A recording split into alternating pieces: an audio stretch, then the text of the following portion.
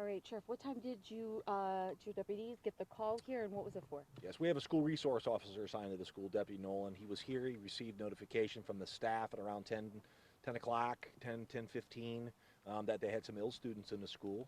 So he went down to the nursing station. He started assisting the nursing station and trying to figure out what was going on.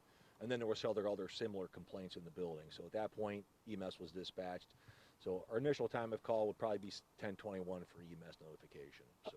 About how many students can you say were sickened, and what happened from there? Yeah, so we think there's about 30, around 30 students total here at the school. We're still trying to track all of them down because, as you can well imagine, we want them to get to the hospital first. We're not totally concerned about how many numbers. But they've all been transported to 7 local hospitals here in the five total counties. And they are all doing well as far as I know. I've not received anything with any information that says they have life-threatening injuries or any life-threatening illnesses at this point.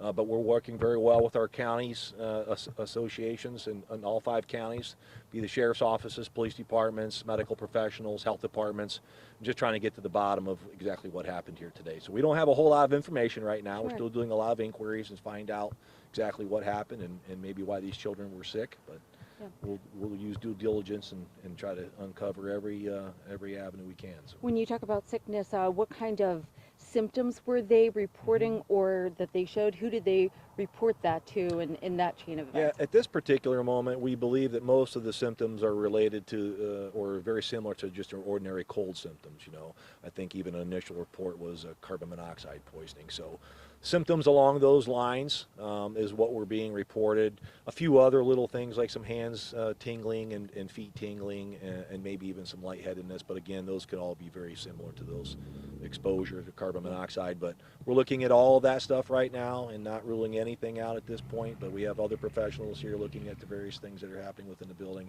water systems, HVAC systems, all that kind of stuff. So I saw it was at least given the all clear that teachers and staff could go back in and get their stuff. So does that mean that building is open? Yep, fire service personnel were here. They went through their building with their meters, and they were confident there are no hazards as of right now.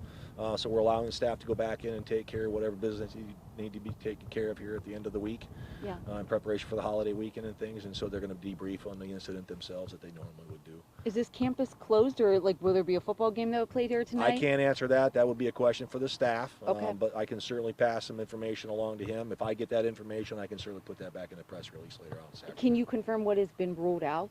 No, nothing's been ruled out at this point. Okay.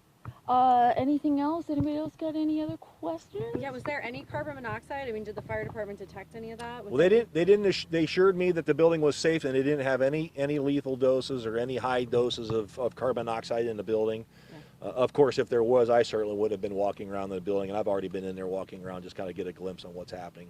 So, and I didn't experience any of those symptoms when I was in the building. So. I don't know if you're privy to this, but do you know if those 30 students were all in maybe the same class together? We're still trying to put all that together. So they've obviously were transported out here in a very expeditious manner. We wanted them to get medical treatment, so we're still trying to figure out who was hanging around who, what classes they were in, how proximity of close that they were all at the time of this all happened.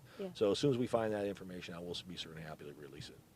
I guess what's your message to the parents who are very concerned? I mean, you don't know yet what this is. You can't rule anything out. No, and we don't know. And we would certainly ask them that they have any information, that they talk to their children, if there's any information that they think would be pertinent to bring to the attention of law enforcement. That would be greatly appreciated. Obviously, they can contact me at the office, 419-289-3911, and they can ask for myself, Captain Sins, or any of the deputies can take the information, and we'll have the detectives work on it first thing in the morning, or they'll continue to work on it through the night depending on what comes available. So at this point, I mean, I think they're all fine. You know, they're all alive, they're all breathing. I don't know that there's any seriousness to their injuries to this point. But I'm still working with medical professionals at the various hospitals to make sure that that's the case. So just kids that's the preliminary information. No teachers? No teachers, no staff were affected.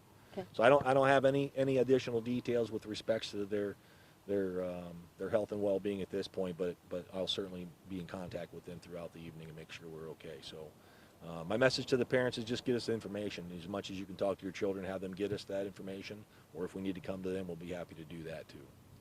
I mean, is it possible it's from something the kids were doing as opposed Yeah, to the building? I mean, I mean, at this point, we don't really know. Yeah. So that's why I say I have kids at 7 local hospitals in 5 counties. lot. And so, I've got sheriff's offices and detectives in all those counties going to these kids, asking them questions and trying to figure it all out. So, it's about 3:30 in the afternoon, 4.5 hours later, things are happening. So as soon as I get all that information and compiled, we should start narrowing down a picture on exactly what happened, and hopefully we can get the answers to that. Perfect. All right. appreciate it. All right. Thank you very much. Thank you. Sheriff.